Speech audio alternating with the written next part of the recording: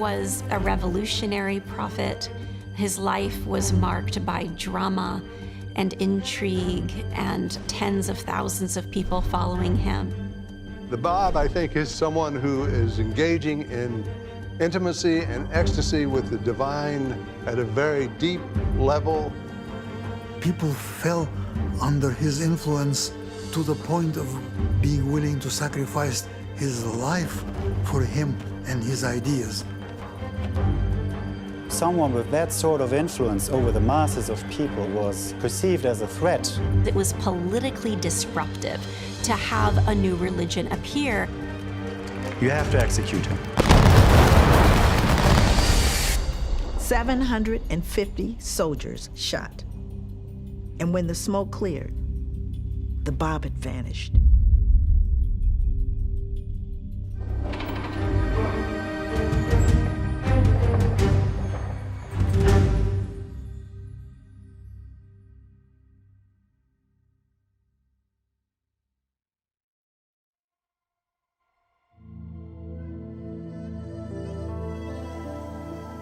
All major religions have prophecies of a promised one who will usher in a golden age. The Messiah, the return of Christ, the 10th Avatar, and the 12th Imam. Today, many have put aside these prophecies, never imagining that they could come true, especially in their own lifetime. But this was not always so. Less than 200 years ago, people all over the world experienced an intense and immediate expectation of a promised one. Major world religions, such as Judaism, Christianity, and Islam, were each independently identifying the same time period, the mid-19th century, for the appearance of their promised one. In England, France, Germany, Holland, Sweden, and other countries, Christians were actively waiting to receive the fulfillment of prophecies that they were convinced were imminent. In the early 19th century, especially for Protestants in America, there was a lot of religious fervor. Revivals were being preached in churches, out in the fields, and in these revivals, people were hearing that Jesus Christ would return again and that the world would be purified by fire. At that time, a man named William Miller became convinced that the second coming, or second advent of Jesus Christ, could be calculated to the day and set out to prove it. William Miller went through the Bible meticulously, and he matched historic events that had already happened with prophecies in both the Old and the New Testaments. And to his great surprise, he discovered, first of all, the first advent was there, prophesied in the Old Testament, and then that the second advent was coming. He compared the prophecies with actual historical events that seemed to fulfill prophetic promises, and computed very rationally the date when all the prophecies would be fulfilled. Thousands of people believed that Miller was right and flocked to what became the American Adventist movement, convinced that Jesus Christ would return on a specific day in 1844. One can imagine the heightened expectation of people, both the excitement and the fear of what was coming. The farmers stopped farming their fields. They didn't do the harvest. Some people confessed to crimes so that they wouldn't have the crimes on their conscience when Jesus came. People who drank gave up alcohol. People really changed the way of living, ready for this fantastic moment. On October 22nd, 1844, 100,000 followers gathered together in churches, homes, and fields in anticipation of the promised arrival of Jesus Christ.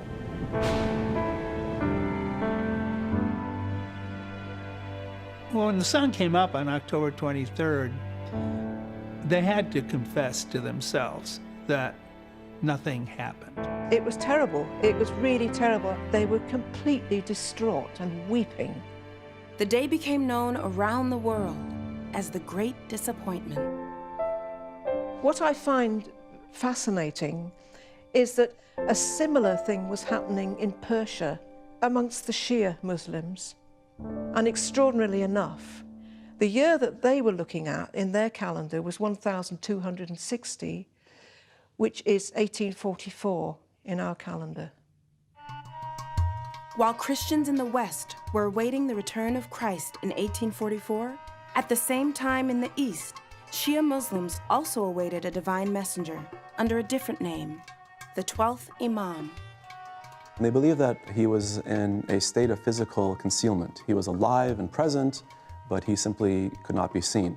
They imagined that this 1,000-year-old person would return to the world as an agent of God to bring peace. That he would use the sword to become a political leader and rule over the world with justice. Every Shi'i in mid-19th century Iran, of course, had to believe this. Some of them perhaps hoped it would never happen because it would be a great shakeup, according to the prophecies in the Shi'i holy books. Things would be turned upside down. It wouldn't be business as usual when the hidden Imam comes back. Yes, justice would be established, but many things would change. The Orthodox religious and political leaders of Persia, while they paid lip service to the longed-for advent of the 12th Imam, they well knew that his arrival would signal the end of their power. On the one hand, they have to constantly show reverence towards the 12th Imam. On the other hand, any person, any movement, which in any form or shape makes a claim of being that millenarian realization, they would fight it with all their power and might. One of the Shia Muslims who had been waiting for the 12th Imam in the years before 1844 was a religious scholar named Sheikh Ahmad. He led an independent movement of followers known as the Sheikhis in Persia and Iraq. Sheikh Ahmad gathered around himself students and disciples to prepare the people for the appearance of the Promised One. The growing Sheikhi movement was a direct threat to the traditional clerics. Despite being persecuted, the Sheikhis' innovative and original teachings continued to attract followers. One of these followers was a brilliant scholar named Sayyid Kazem. He succeeded Sheikh Ahmad and greatly advanced the movement in Karbala. But Sayyid Kazem died without naming a successor. Prior to his passing, Sayyid Kazem urged his students to do nothing but to scatter in search of the Promised One, whose appearance was imminent. Another Sheikhi of great significance was a religious cleric named Mullah Husayn. He returned from a special mission to find that Sayyid Kazem had passed. Mullah Husayn returned to Karbala and he inquired as to what Sayyid Kazem's final instructions had been to them. What were his last wishes? And to his amazement, he heard that Sayyid Kazem had stated very clearly to them that upon his passing, they were to do nothing but to scatter in search of the Promised One. Why are you still here? In anger, he turned to his fellow Sheikhis, imploring them to do as Sayyid Kazem had demanded. Mullah Husayn and a few others determined to carry out their late teacher's dying wish to find the Promised One. He retired to a mosque for 40 days of prayer. Sayyid Kazem had told Mullah Husayn that he would know the Promised One when he delivered, without being asked to do so, a commentary on a chapter of the Quran known as the Surah of Joseph. As if by a magnet, Mullah Husayn says, he is attracted to the city of Shiraz. And there, in Shiraz, something happened that would reverberate across the world. Mullah Husayn arrived on May 22, 1844, and soon noticed a striking young man who wore a green turban, signifying sacred lineage as a descendant of Muhammad. This young man approached him and greeted him so warmly with such courtesy and such dignity, and asked him if he would be a guest in his home. Mullah Husayn was surprised, but accepted the young man's invitation. As they approached the entrance to his home, the youth recited these words. enter therein in peace, secure. After the two men shared refreshments, it was time for evening prayers. I have striven with all my soul. With the youth by his side, Mullah Husayn prayed to God that he had so far failed in his quest to find the Promised One. But he reaffirmed his conviction that God's promise faileth not. He was so focused on his mission that initially he failed to comprehend that the object of his quest was sitting right next to him.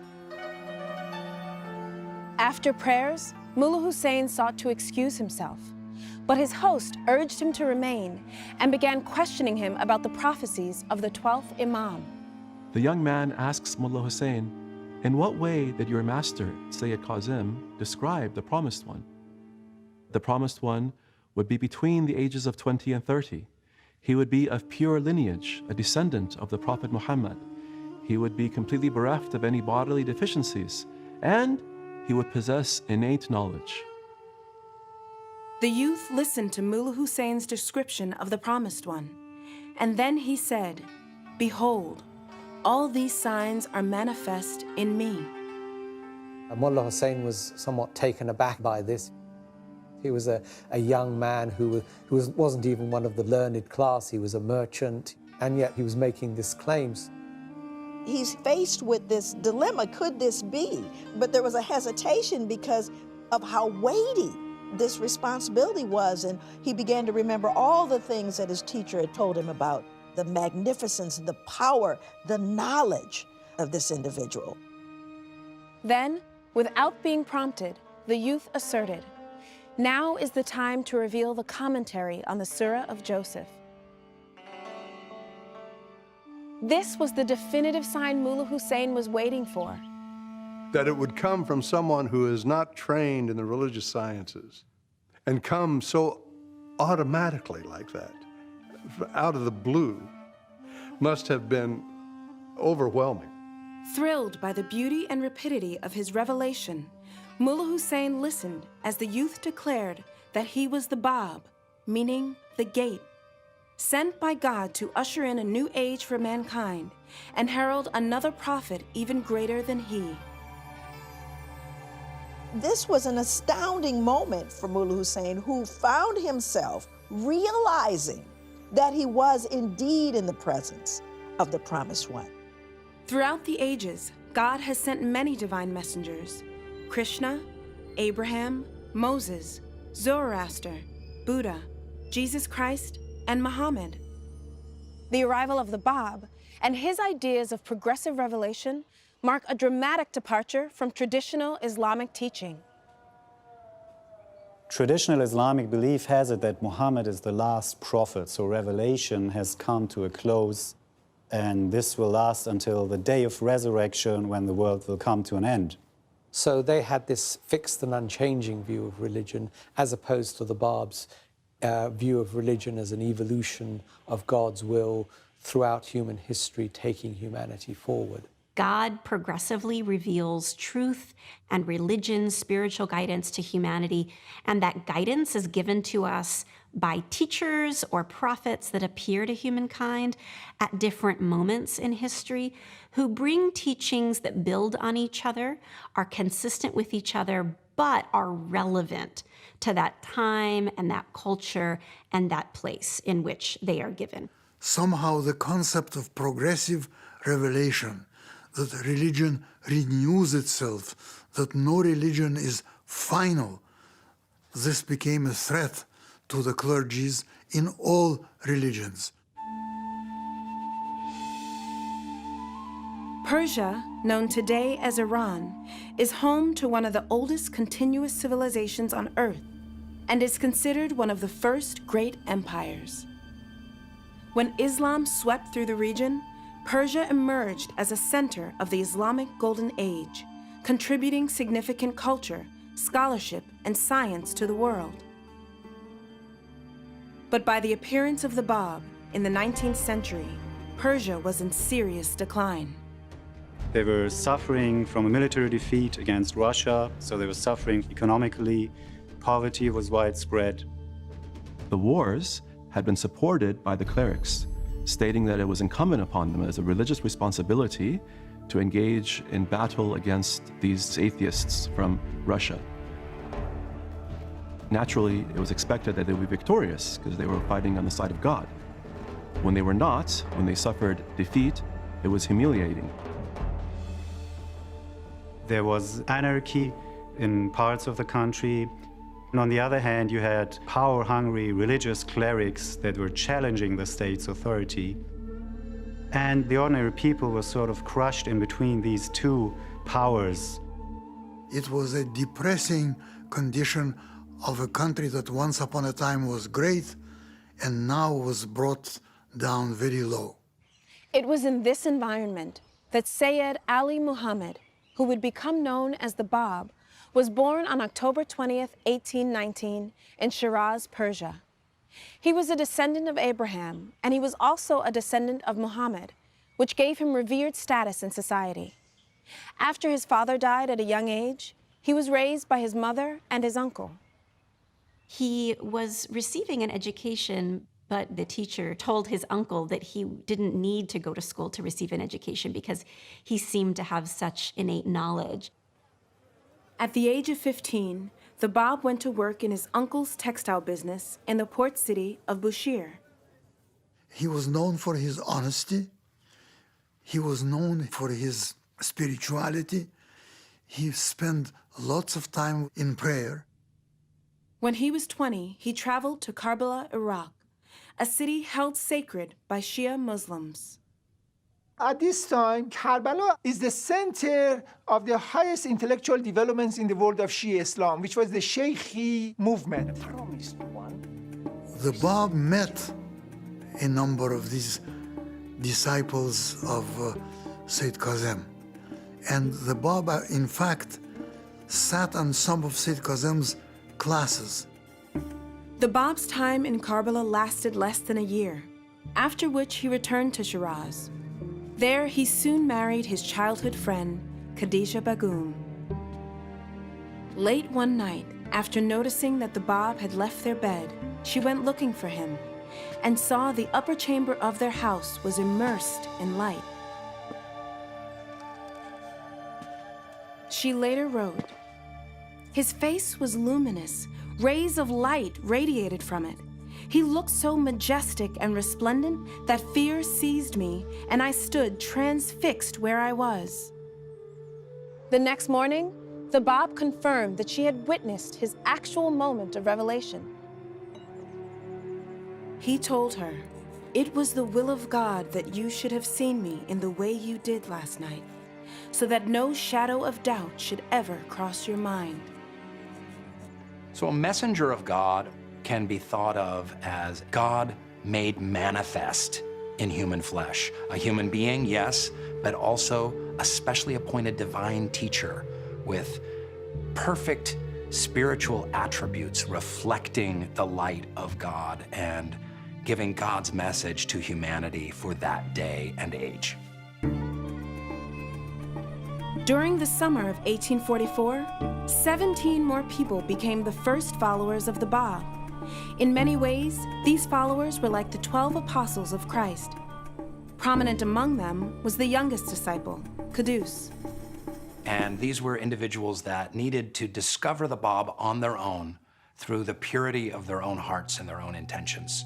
And so that itself was a very intriguing and mysterious process, guided by spiritual intuition and a sincere desire for spiritual search on behalf of all of those individuals and many, many more. The original disciples of the Bab were called the Letters of the Living. This symbolized the building blocks to the new revelation, that these letters went out and they promoted the word of the living God. The Bab dispatched his disciples throughout Persia and Iraq to proclaim the coming of the new revelation. The people were expecting the return of the 12th Imam, but the message delivered by him was radically different. The message they spread was that all people and all things come from the same Creator and are sacred, beautiful, and worthy of respect. It didn't matter if you were a king or a goat herder in the eyes of God. External traits such as race, gender, and nationality are not the true human reality. Instead, each of us are like mirrors reflecting the light of God's revelation. The message of the Bab was a charismatic message, it was a creative message, and it was well received by the society. He reinvigorated the process of religion itself. He taught the purity of religious faith and devotion, that you could pray from your heart, that you could find the truth for yourself. And this was inspiring to the masses. He did what other prophets have done in the past, which is to reveal his claims gradually, because to put forward his full claims immediately would be too shocking for the people of Iran. One of the most significant and dangerous teachings of the Bab was that each person could have their own relationship with God without the direction, mediation, or intercession of a cleric. And in town after town, his disciples found receptive listeners. Historians report that thousands of people accepted the Bab's claims and teachings. In a short period of time, the Babi movement was a significant social movement, spiritual movement in Iran that both the clerics and the state became extremely worried about it. Religious clerics at that time in Persia dominated the landscape. And so understandably, the notion that a prophet of God might be returning was very threatening to them. He's too young. He's not experienced. He doesn't know all the books the way we do. But behind that fear, what happens to us if the hidden Imam returns? The whole edifice of Shi'i Islam changes. One of the letters of the living was a remarkable woman named Tahireh. Against the draconian customs of the time, her father allowed her to be educated.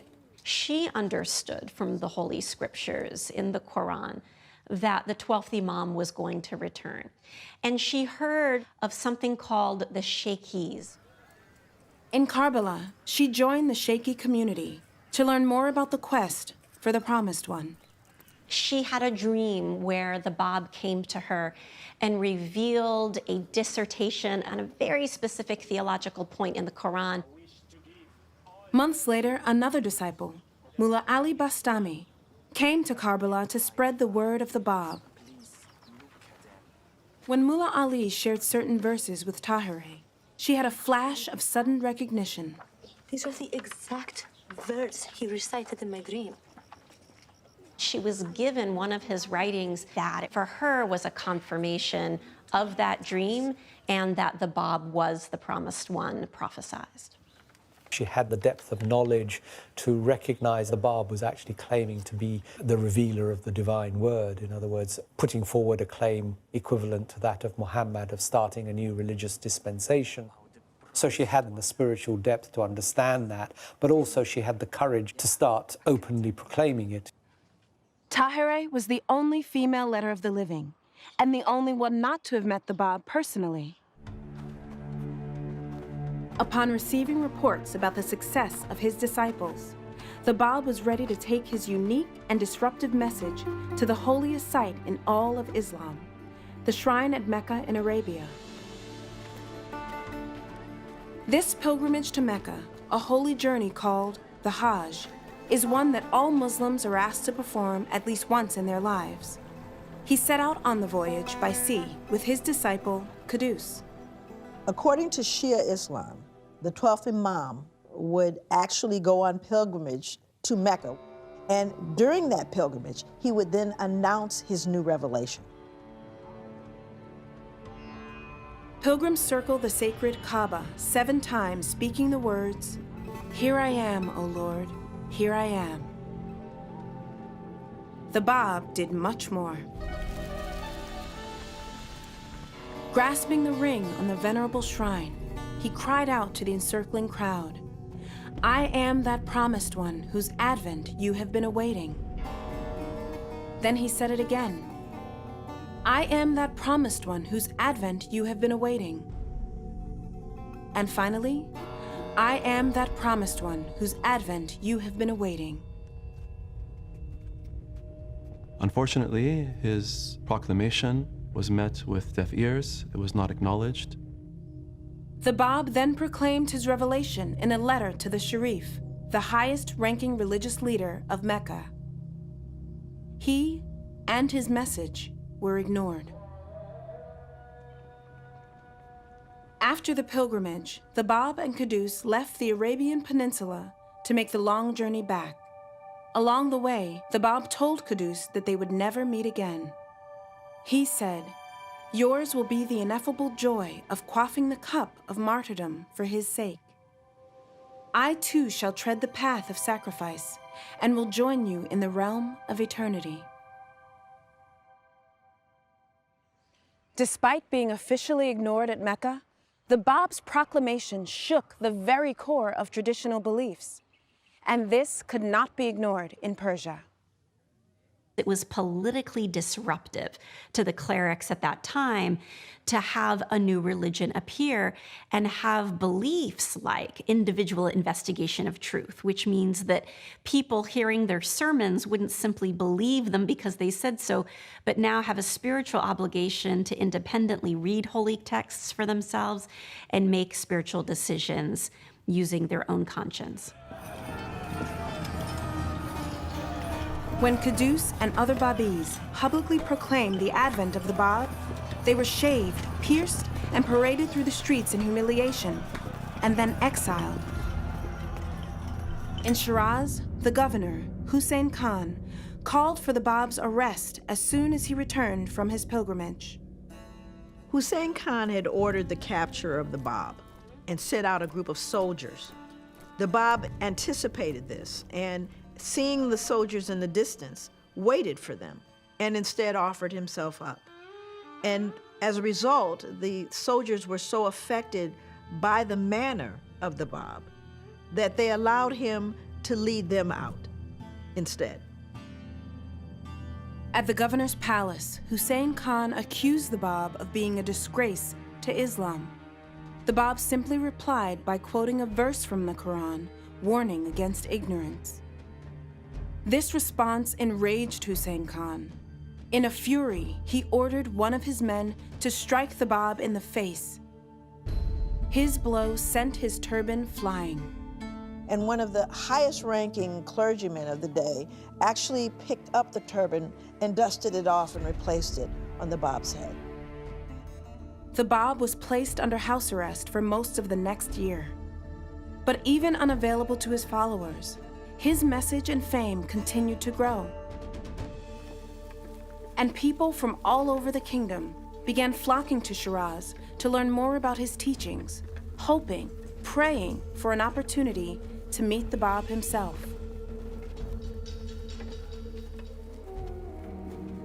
The king of Persia, known as the Shah, was finally forced to pay attention. Proceeding cautiously, he sent Vahid, his most trusted scholar, to investigate the cause of the Bab. Vahid is well known for his knowledge. He was famous for having memorized 20,000 traditions of the Prophet and of the Imams. Vahid made a solemn vow. If he found the Bab to be false, he would strike him down with the Shah's sword.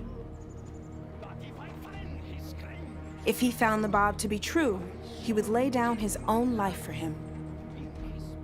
And so Vahid came to Shiraz and set up an interview with the Bab.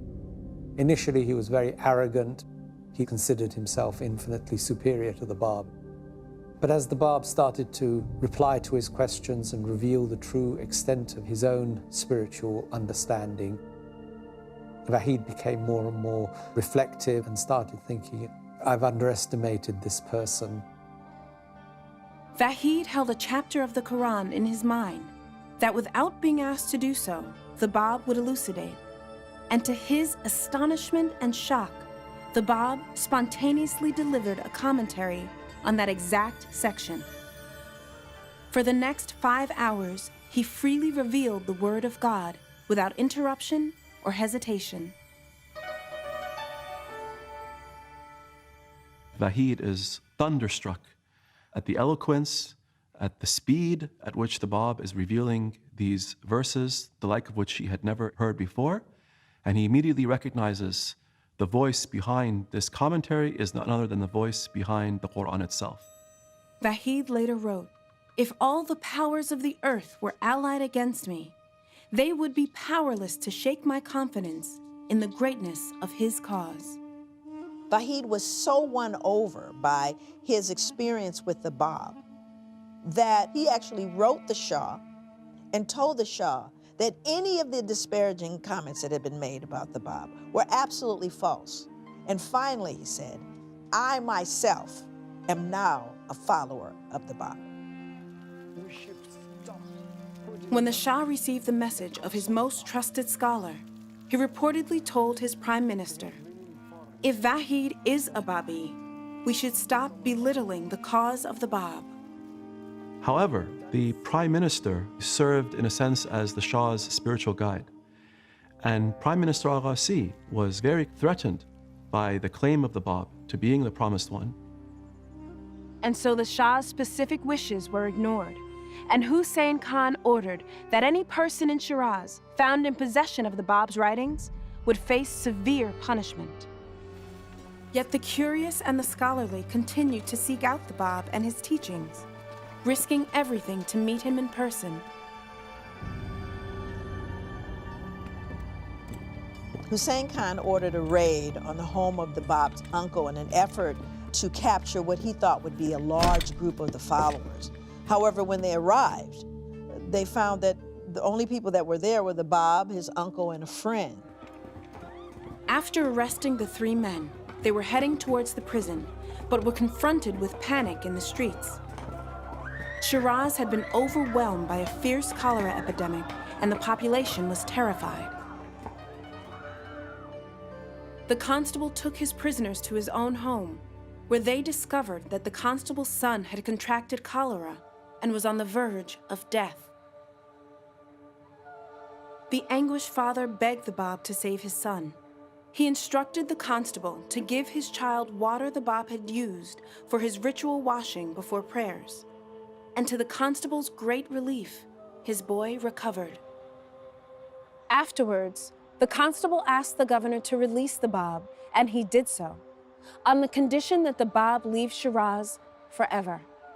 He was not given a moment to say goodbye to his mother or his wife. The Bab and Khadija never saw one another again.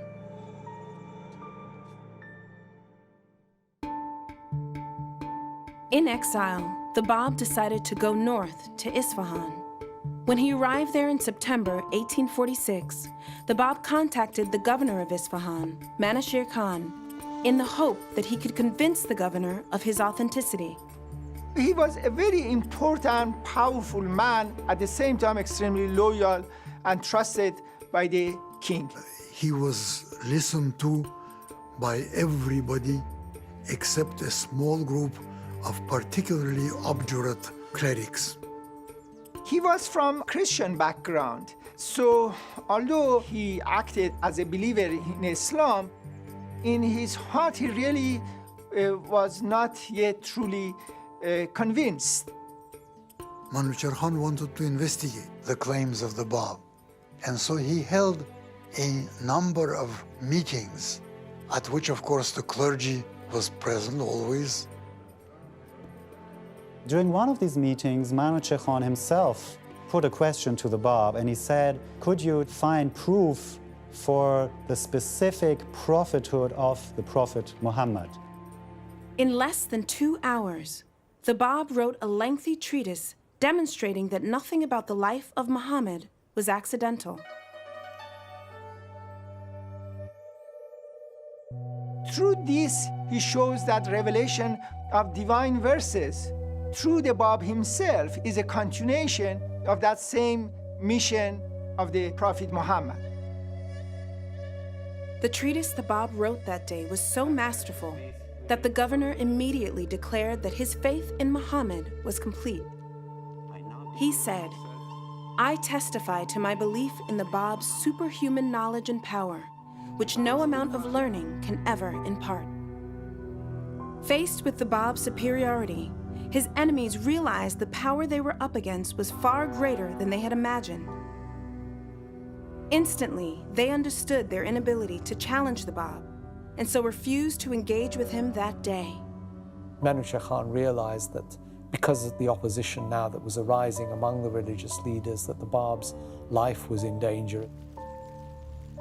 Manouchehr Khan became increasingly protective of the Bab and offered to donate his substantial wealth to further his cause. But the Bab refused this offer, saying his cause would triumph through the sacrifices of the poor and lowly.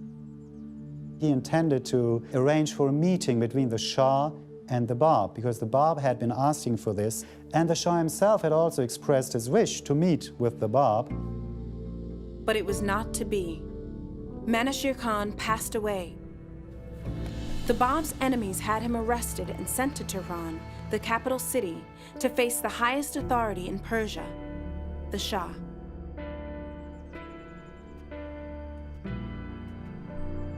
But in Tehran, at the king's palace, the prime minister was deeply worried that the Shah would also fall under the sway of the Bab, thus diminishing his own power. And instead, Prime Minister al-Ghasid arranged for the Bab to be banished to the remote northwestern corners of Iran, to a place called Makul, so that this meeting would never take place. It was hoped to isolate the Bab in this fortress and in that way to cut off the Bab from his followers. But the long journey took the Bab through the city of Tabriz, and it was there, reminiscent of the triumphant entrance of Jesus into Jerusalem, that the streets were filled with the curious and the devoted alike, all cheering and struggling to catch a glimpse of the Bab. Even the soldiers who escorted him were reported to be visibly overcome with love.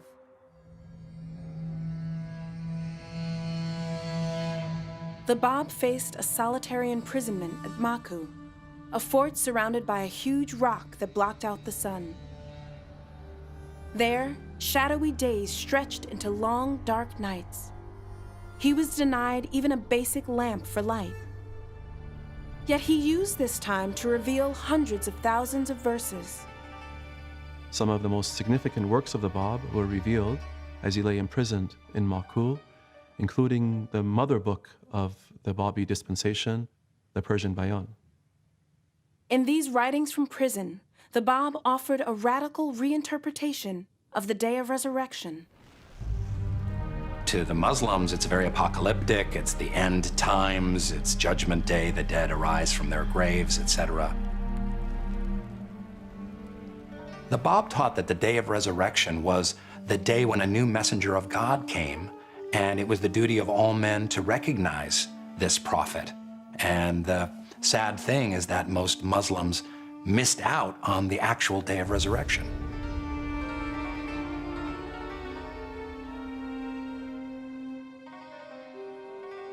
The Bab's definition of resurrection was one of renewal, a time of change, a new revelation, a new truth. So this time of resurrection was one that should be celebrated. The Bab proclaimed that after him, very soon after him, would appear him whom God shall make manifest, a new divine emissary, a messenger, the Bab said, who would bring a revelation even more potent than the revelation that the Bab himself had brought. Although the Prime Minister was successful at distancing the Bab from his devoted followers, nothing could keep them from him. The hardened warden of Maku, gradually won over by the Bab, was becoming more lenient with his privileges. He allowed the Bab's followers free access to the Bab, and the whole point of the Bab being there, which was to isolate him, was completely lost because there was now free flow of people coming to the Bab and taking the writings of the Bab back to the rest of Iran. People would come to just hear his voice and the sweetness, the melody of his prayers. But back in Tehran, the Prime Minister was infuriated by his inability to suppress the Bab's growing movement or control his own warden. So he sent him to a prison in an even more severe location called Tariq. His plan was unsuccessful, as once again, the new warden was so moved by the Bab that he too discontinued the harsh condition the prime minister had commanded and allowed his followers, hungry for new teachings, to come to him. There was an embrace of modern ideas, such as giving women rights that did not exist in Persian society at the time. So for those who came to accept him and recognize him, this was a time of tremendous joy, tremendous gladness, because it was the fulfillment of their greatest wish to live at a time that witnessed the appearance of one whose expectation had been longed and yearned for centuries. Up to that point, some of the Babis were still thinking that the Babi movement was just a reform movement within Islam, while others were fairly convinced that no, it was an independent revelation. So the Bab issued a call to all of his leading disciples, wherever they were in the country, to come to a place called Badasht. The Conference of Badasht was a really significant period in the revelation of the Bab. While he himself was not present, this represented a chance or a time for those who followed him, his disciples, to independently carry the religion forward. The conference was attended by nearly all of the Bab's key disciples, including Tahirih and Mirza Husayn Ali, who would later play a much greater role in the movement when he became known as Baha'u'llah, the glory of God. The announced purpose was figuring out how to free the Bab from imprisonment. But the real purpose was to announce that the Baha'i faith was a revelation from God, and to announce the annulment, therefore, of the previous revelation, which included the laws that Muhammad had revealed in the Quran. Because people were not ready, including even the elites of the Babi, this dramatic event, turning point, had to be presented with wisdom. So the leading disciples conceived of a plan that would gradually lead the entire conference to the conclusion that this was, in fact, a new religious dispensation. But even they were in for a shock. Tahirih entered the tent, unveiled. It was absolutely shocking. It was a revolutionary act for a woman to reveal her face in the company of men. It was considered a sin just to look at a woman's shadow, and so to look at her face was considered an abomination. And for her to appear like that shook the faith of the people who were in the room. One man even tried to cut his throat. He was so alarmed by this happening. So even though they'd been led to the point of accepting that this was a new revelation, they were not expecting it to be a complete break with the norms of their own culture. She was making a point that the equality of men and women was now a reality thanks to the teachings of the Bab, and we were no longer going to do things in the old manner. The Baha'i faith from that moment on was a distinct faith from Islam and abrogated the laws and the practices of Islam, following only then the laws and practices of the Bab. The public proclamation of a new religion was grounds for a charge of heresy. So, in July of 1848, the Bab was summoned to Tabriz to stand trial before a group of hostile clerics and the crown prince of Persia. They questioned the Bab about his teachings and admonished him to recant his claims. This was a mock trial. It was an attempt to ridicule and humiliate the Bab. The questions that were posed to him were entirely of a trivial nature. They had objections to the Bab's answers, and it became increasingly undignified as these clerics became more and more agitated and started abusing the Bab verbally. And then came the most important question of all, and his answer. Whom do you claim to be? And his response was, I am the promised one. I am the one whose name you have for 1,000 years invoked. But they didn't believe him and demanded he perform a miracle. The Bab replied that he had already performed the same miracle as the Prophet Muhammad, the revelation of the Word of God.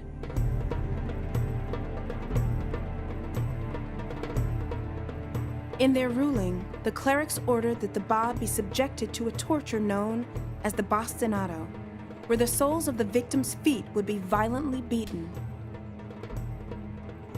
The great irony of religious history is that the very first people to attack the new prophet are the followers of the old prophet, or let's say the clergy.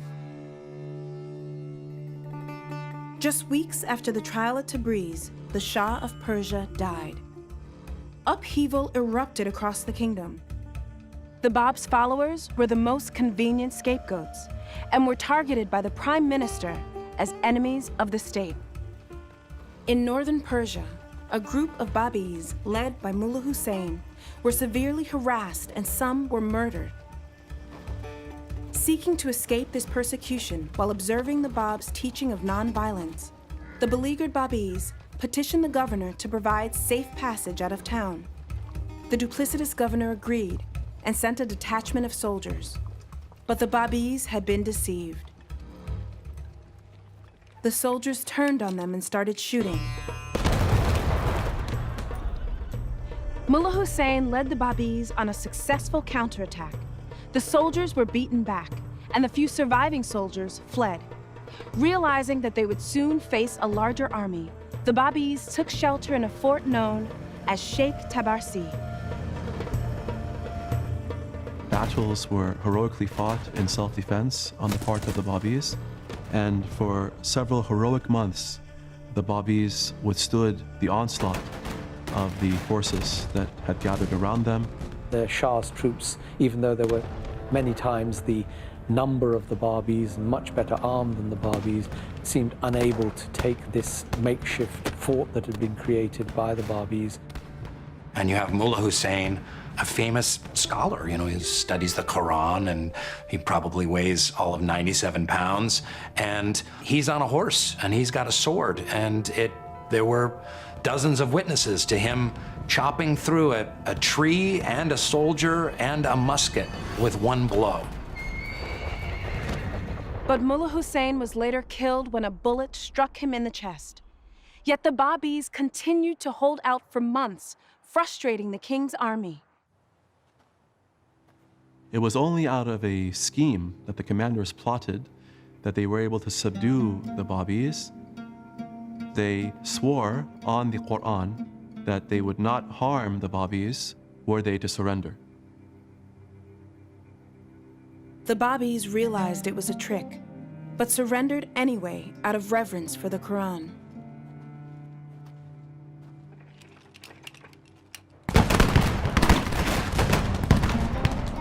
The commander attacked them, killed many of them and captured other ones, and all the ones that were captured were also eventually put to death. Qudus was one of the few survivors of the Fort Tabarsi massacre.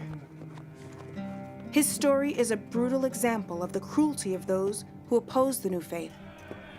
Stripped of his clothes and chained, he was paraded through the streets in an eerie reenactment of the Passion of the Christ. The howling mob shouted curses and spat upon him. Finally, his body was pierced, mutilated, and burned. Still imprisoned in Sharik, the Bab was overcome with grief as he learned the fate of his faithful followers. When he emerged from his grief, he resumed his writings, urging his followers to prepare for him whom God shall make manifest. In the summer of 1850, the Prime Minister of Persia ordered that the Bab be brought to Tabriz for public execution by firing squad. Along with the Bab was his companion, a young man by the name of Anis, who had asked to be with the Bab and to face the soldiers during this execution. The captain of the regiment assigned to carry out the execution was an Armenian Christian named Sam Khan. He had heard of the Bab and was deeply conflicted about carrying out his orders for fear of angering God himself over killing an innocent man.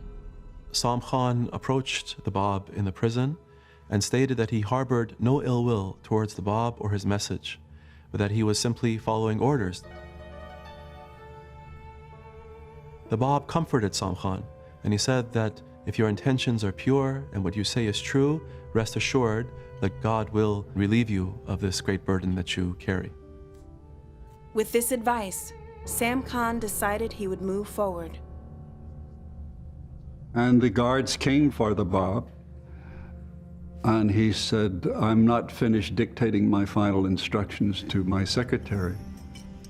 A very uncouth soldier said, the time has come, you must come now, it is time for your execution. The Bab said, no power on earth can prevent me from finishing this final task. The guard ignored the Bab's warning and led him to the public square. There, he and his young follower Anis were suspended with ropes against a pillar. Thousands of people had gathered to witness the execution of the Bab. There were people on rooftops.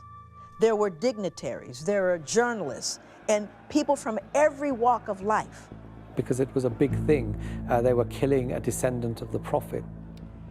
A firing squad of 750 soldiers from the king's army moved into position. To show the majesty of a state and also the fear of the government. They thought that the Babis might engage in an armed insurrection. The order was given. Fire! The soldiers fired. The smoke from their hundreds of guns filled the square. And when that smoke cleared, Anis stood unharmed, smiling, and the Bab had vanished. The people were absolutely astonished. They could not believe their eyes.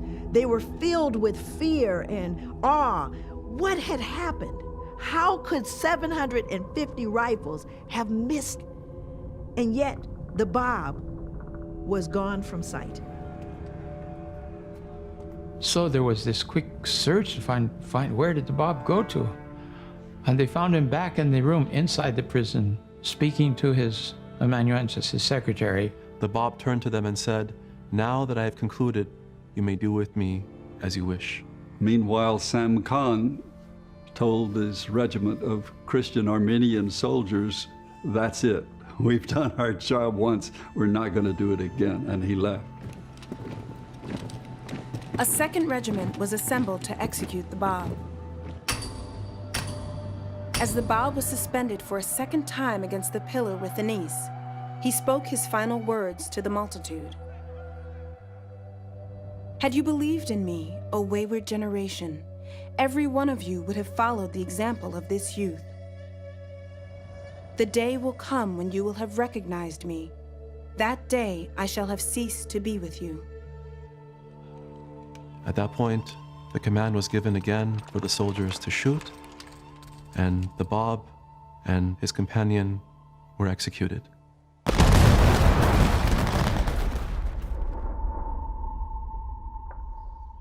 The Bab's body was shattered by the bullets, except for his face, which mysteriously remained untouched. At that moment, reminiscent of the crucifixion of Jesus, a powerful storm descended upon Tabriz. Dust darkened the sky until it appeared to be night at midday.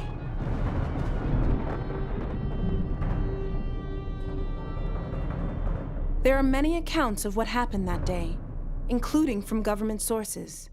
They differ in some details, but the one fact on which they all agree is that the first volley fired by the Christian regiment missed the Bab completely. The Bab consistently rejected miracles as a proof of the truth of the prophet of God. But the Bab goes further than this. He forbids his followers to attribute any miracle to him. And therefore, the final event in the life of the Bab is not defined as a miraculous event, yet there is really no plausible explanations for that. And therefore, it remains a mysterious event in the sacred history of the world.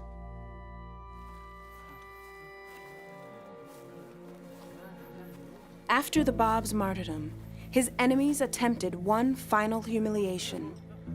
His remains were thrown next to the moat outside the city wall to be eaten by animals.